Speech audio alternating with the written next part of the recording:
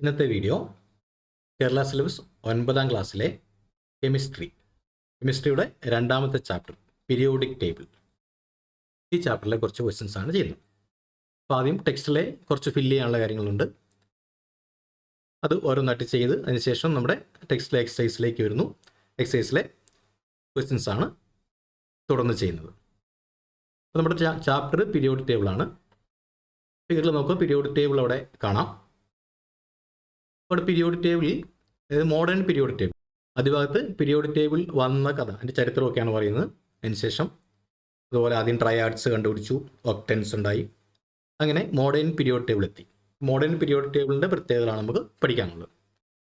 അപ്പോൾ അതിലെ ചെറിയ ചെറിയ കുറച്ച് ക്വസ്റ്റ്യൻസ് ഉണ്ട്, അത് ചെയ്തതിന് ശേഷം നമുക്ക് മെയിൻ ക്വസ്റ്റ്യനിലേക്ക് പോവാം.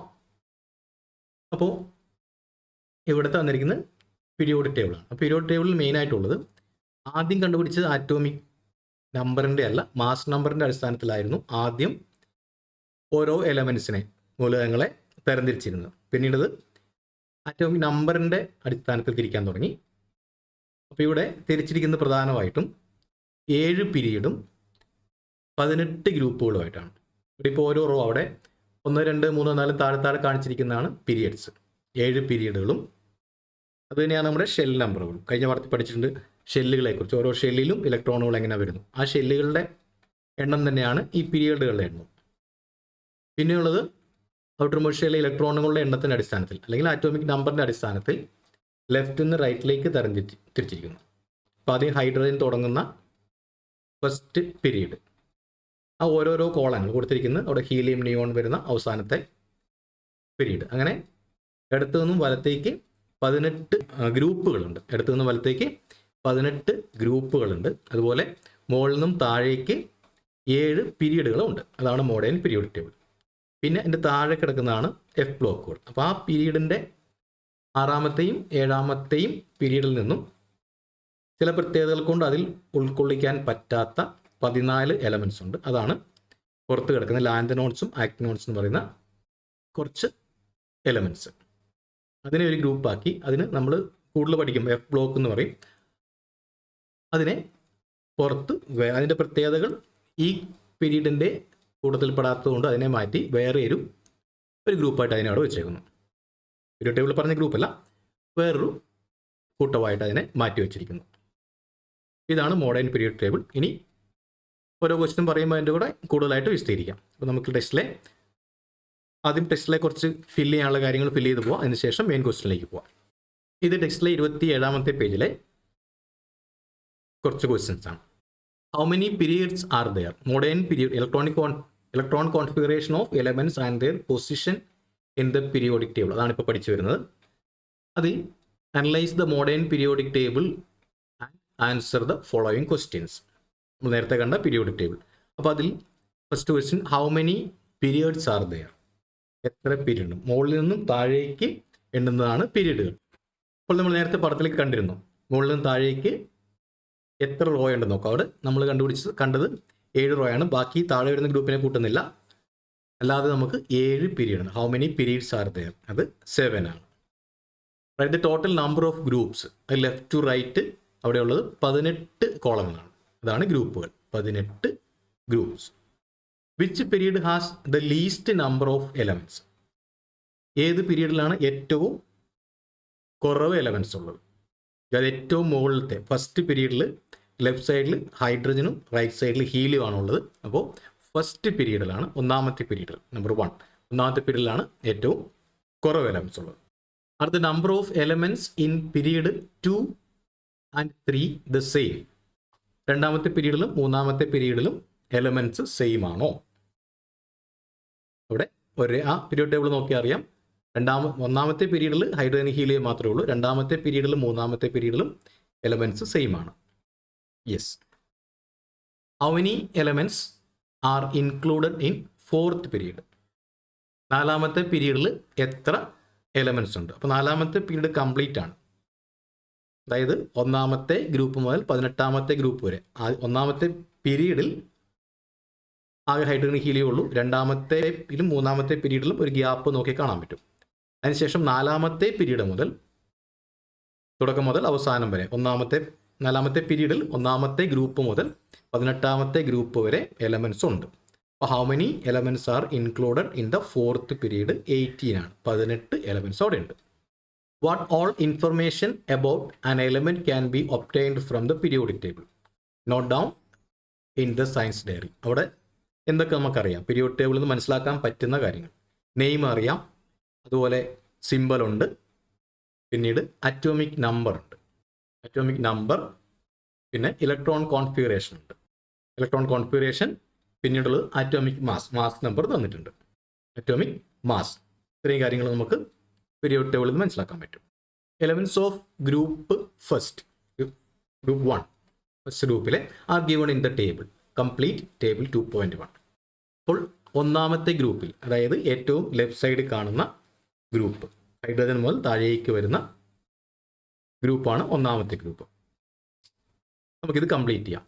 അപ്പോൾ പീരിയോഡിക് ടേബിൾ നോക്കിയാൽ ഹൈഡ്രജനും ഹീലിയവും കഴിഞ്ഞിട്ട് ഹൈഡ്രജൻ്റെ തൊട്ട് താഴെ ഒന്നാമത്തെ ഗ്രൂപ്പിൽ വരുന്നത് ലിഥിയമാണ്. അതിൻ്റെ അറ്റോമിക് നമ്പർ 3. ലിഥിയത്തിൻ്റെ ഇലക്ട്രോണിക് കോൺഫിഗറേഷൻ 2, 1 ആണ്. അത് കഴിഞ്ഞിട്ട് sodium, symbol Na, atomic number 11. Sodium ലിഥിയത്തിൻ്റെ തൊട്ട് താഴെയാണ്. അപ്പോൾ 2ഉം 8ഉം 10 കഴിഞ്ഞിട്ട് 11 ആണ് അറ്റോമിക് നമ്പർ. 11 വരുമ്പോൾ 2, 8, 1. അടുത്തത് പൊട്ടാസ്യം. പൊട്ടാസ്യത്തിൻ്റെ സിമ്പിൾ K. അറ്റോമിക് നമ്പർ 19 ആണ്. അതായത് സോഡിയം മുതൽ അങ്ങോട്ട് പോയാൽ 18ാമത്തെ വരെ ആ ഒരു പീരീഡിൽ കഴിയും. അത് ലാസ്റ്റ് ഗ്രൂപ്പ് 18ാമത്തെ ഗ്രൂപ്പ് വരെ ചെന്നു. അപ്പോൾ 18ാമത്തെ എലമെൻറ്റ് വരെ കഴിഞ്ഞു. ഇനി അടുത്തത് വീണ്ടും ഫസ്റ്റ് ഗ്രൂപ്പിലേക്ക് വന്നു. സോഡിയത്തിൻ്റെ തൊട്ട് താഴെ പൊട്ടാസ്യം. പൊട്ടാസ്യത്തിൻ്റെ അറ്റോമിക് നമ്പർ 19 ആണ്. അത് 2, 8, 8, 1.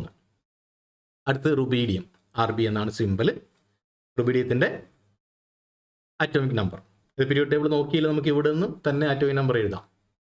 2, 8, 18, 8, 1 ആണ് എന്ന് ഇലക്ട്രോൺ കോൺഫിഗറേഷൻ നമുക്ക് തന്നിട്ടുണ്ട്. അത് കൂട്ടി എഴുതിയാലും അറ്റോമിക് നമ്പർ തന്നെയാണ്. റുബീഡിയത്തിൻ്റെ അറ്റോമിക് നമ്പർ 37. ഇനി സീസിയം ആണ്. അതിൻ്റെ സിമ്പിൾ CS ആണ്. ആദ്യത്തെ ലെറ്റർ ക്യാപിറ്റൽ ലെറ്റർ ആയിരിക്കണം, രണ്ടാമത്തെ സ്മോൾ ലെറ്റർ. അതിൻ്റെ അറ്റോമിക് നമ്പർ 55 തന്നിട്ടുണ്ട്. ഇനിയിപ്പോൾ ഇതെല്ലാം കൂടെ കൂട്ടിയാൽ നമുക്ക് 55 തന്നെ കിട്ടും. ഇനി ഫ്രാൻസിയം ആണ്, FR ആണ് സിമ്പിൾ. Atomic number 87. ഇത് കൂട്ടി നോക്കിയാൽ നമുക്ക് 87 കിട്ടും. ഇനി ഇതിലെ അടുത്ത ചോദ്യങ്ങൾ. Have you noticed any peculiarity regarding the number of outermost electron in the elements of group 1? First ഗ്രൂപ്പിലെ ഔട്ടർമോസ്റ്റിലുള്ള എലമെൻറ്റ്സിൻ്റെ പ്രത്യേകത എന്താണ്? അപ്പോൾ നമ്മുടെ ടേബിൾ നോക്കിയാൽ തന്നെ അറിയാം, എല്ലാത്തിനും ഔട്ടർമോസ്റ്റിൽ 1 ഇലക്ട്രോൺ ആണ് വന്നേക്കുന്നത്. 8, 1 ആണ് എല്ലാത്തിനും തീരുന്നത്. അപ്പോൾ number of outermost electrons are same. Number of outermost electrons same. അതാണ് ഇതിൻ്റെ പ്രത്യേകത. എല്ലാം 1ലാണ് അവസാനിക്കുന്നത്. With the help of periodic table, write the electron configuration of the elements in group 2. രണ്ടാമത്തെ ഗ്രൂപ്പിലെ ഇലക്ട്രോൺ കോൺഫിഗറേഷൻ എഴുതുക. ആണ് രണ്ടാമത്തെ ഗ്രൂപ്പിലെ ഇലക്ട്രോൺസിൻ്റെ configuration, name of the element. Periodic table നോക്കിയാൽ രണ്ടാമത്തെ ഗ്രൂപ്പിൽ നമുക്ക് ലിഥിയം കഴിഞ്ഞിട്ട് അടുത്ത് കാണാൻ പറ്റുന്നത് ബെറിലിയമാണ്. ബെറിലിയത്തിൻ്റെ താഴേക്ക് നോക്കാം. Beryllium, magnesium, calcium, strontium, barium, radium, അങ്ങനെ താഴേക്ക് പോകുന്നു. അപ്പോൾ അതിൻ്റെ സിമ്പിൾ അതെല്ലാം പീരിയോഡിക് ടേബിളുണ്ട്. അതുപോലെ ആറ്റോമിക് നമ്പർ 4, 12, 20, പിന്നെ 38, 56, 88 അങ്ങനെ കൂടി പോകും. അതിൻ്റെ ഇലക്ട്രോൺ കോൺഫിഗറേഷൻ ആണ് ഇവിടെ 2, 2, 2, 8, 2, 2, 8, 8, 2, 2, 8, 18, 8, 2, 2, 8, 18, 18, 8, 2, 2, 8, 18, 32, 18, 8, 2. അപ്പോൾ ഇവിടെ ഈ 32 ഒരു സംശയം വരാൻ ചാൻസ് ഉണ്ട്. കാരണം 18 ഗ്രൂപ്പല്ലേ ഉള്ളൂ, പിന്നെ എങ്ങനെയാണ് ഇവിടെ 32 വരുന്നത്? അപ്പോൾ അവിടെ അവസാനത്തെ ഗ്രൂപ്പിൽ വരുമ്പോൾ ഞാൻ നേരത്തെ പീരിയോഡിക് ടേബിൾ കാണിച്ച് തുടക്കത്തിൽ കാര്യം പറഞ്ഞിരുന്നു. ആ ഗ്രൂപ്പിൽ കൊള്ളിക്കാനാവാത്തത് കുറച്ചെണ്ണം പുറത്തുണ്ട്. 14 എലമെൻറ്റ്സ് അവിടെ പുറത്ത് കിടപ്പുണ്ട്. അപ്പോൾ അതിൽപ്പെട്ടതാണ്. അതുകൊണ്ടാണ് ഇവിടെ നമ്പേഴ്സ് ഇങ്ങനെ വരുന്നത്. അത് പുറത്താണ്, എഫ് ബ്ലോക്ക് എന്ന് പറയും, അതിന് പുറത്താണ് കിടക്കുന്നതെങ്കിലും അത് ഈ പീരീഡിൽ തന്നെ വരുന്നതായിട്ട് നമുക്ക് കണക്കൂട്ടാം. അതുകൊണ്ടാണ് അതിൻ്റെ ചില പ്രത്യേകതകൾ കൊണ്ടാണ് അത് പുറത്തുള്ളത്. അതുകൊണ്ട് ഇവിടെ നമുക്ക് ഇലക്ട്രോൺ കോൺഫിഗറേഷൻ വരുമ്പോൾ, ഈ റേഡിയത്തിൻ്റെ ഇലക്ട്രോൺ കോൺഫിഗറേഷൻ വരുമ്പോൾ രണ്ടാമത്തെ ഗ്രൂപ്പിലാണെങ്കിലും ഇത്രയും എണ്ണം വരും. അപ്പോൾ അതിൻ്റെ നമ്പറിന്, അറ്റോമിക് നമ്പറിന് പ്രത്യേകത, അറ്റോമിക് നമ്പർ 88 വരുന്നുണ്ട്. അപ്പോൾ ഈ രീതിയിലാണ് വരിക. അത് പീരിയോഡിക് ടേബിൾ ഒന്നുകൂടി നോക്കിയാൽ അത് ക്ലിയർ ആവും. പീരിയോഡിക് ടേബിൾ നോക്കുക, അത് അവസാനം റേഡിയം നോക്കുക. ഇതാണ് നമ്മുടെ രണ്ടാമത്തെ ഗ്രൂപ്പ് എന്ന് പറയുന്നത്. ഇതാണ് രണ്ടാമത്തെ ഗ്രൂപ്പിൽ beryllium, magnesium, calcium, strontium, barium, radium. അവിടെ നോക്കുക, കുറച്ച് വലുതായി കാണിക്കാം. പീരിയോഡിക് ടേബിൾ നോക്കുക. ഇവിടെ 56 ആറ്റോമിക് നമ്പർ കഴിഞ്ഞു. അപ്പോൾ ഇവിടെ 2, 8, 18, 18, 8, 2 18 കൂടുതലൊന്നുകൂടെ വന്നിട്ടില്ല. കാരണം ഇവിടെ എല്ലാം ആകെ നമുക്ക് ഈ പീരീഡിൽ ഒരു റോയിൽ കൊള്ളിക്കാൻ പറ്റുന്നത് മാക്സിമം 18 എണ്ണമാണ്. പക്ഷേ എങ്കിലും 18 കൂടുതൽ വന്നത് എന്ന് ഒരു സംശയം തോന്നിയിട്ടുണ്ടാവില്ല. പക്ഷേ പീരിയോഡിക് ടേബിൾ കുറച്ചുകൂടെ പഠിച്ച് കഴിയുമ്പോൾ സംശയം തോന്നും. ഇനി തോന്നിയിട്ടുണ്ടെങ്കിൽ ഇതാണ് ഇതിൻ്റെ കാരണം. ഇവിടെ ഇത് നോക്കുക, ഇവിടെ 56ാമത്തെ വന്നു. അതിനുശേഷം 57 മുതൽ 71 വരെ ഇവിടെ ഇല്ല. LA LU എന്നവിടെ വെച്ചേക്കുവാണ്. അതിനുശേഷം ഇവിടെ 72ാമത്തെ മുതലാണ് ഉള്ളത്. ഈ ഒരു ഗ്യാപ്പാണ്. അതുപോലെ തന്നെ ഈ റേഡിയം വരുമ്പോൾ അവിടെയും 89 മുതൽ 103 വരെ അവിടെ ഇല്ല. അപ്പോൾ ഇതെവിടെ പോയി സംശയം തോന്നാം. അതാണ് നമുക്ക് ഈ താഴെ കിടക്കുന്ന ഈ സംഭവം. 57 മുതൽ 58, 59, 60 അങ്ങനെ പോകുന്നുണ്ട്. ഇവിടെ 70, LU, LA LU ആണ്. ലാൻതനോ അതുപോലെ ഇവിടെ LU ഇവിടെ കിടക്കുന്നു. അതുപോലെ ഇവിടെ AC LR കിടപ്പുണ്ട്. AC ഇവിടെയുണ്ട്. LR ഇവിടെ 103ാമത്തെ ഇവിടെയുണ്ട്. അപ്പോൾ ഇത് ശരിക്കും ഇതിനുള്ളിൽ വരേണ്ടതാണ്, അതാണ് പുറത്ത് വന്നിരിക്കുന്നത്. അതുകൊണ്ടാണ് അവിടെ കോൺഫിഗറേഷനിൽ വ്യത്യാസം വന്നിരിക്കുന്നത്. ഇത്രയൊന്നും വിസ്തീരിച്ച് നമ്മൾ ചോദിച്ചിട്ടില്ല. ഈ ചോദ്യത്തിൽ അതിൻ്റെ പ്രത്യേകതകൾ മാത്രം, ഇത്രയും ഈ ബെർലിയം മുതൽ റേഡിയം വരെയാണ് നമ്മൾ എഴുതാൻ പറഞ്ഞിട്ടുള്ളൂ. എങ്കിലും അതിൻ്റെ ചാപ്റ്ററിൽ ആവശ്യമായതുകൊണ്ടും ഇനി വരുന്ന ക്വസ്റ്റിനകത്ത് നമുക്ക് ഇതൊക്കെ ഉൾക്കൊള്ളിക്കേണ്ടി വരുന്നതുകൊണ്ട് ഞാൻ അഡ്വാൻസ് ആയിട്ട് പറഞ്ഞതേ ഉള്ളൂ.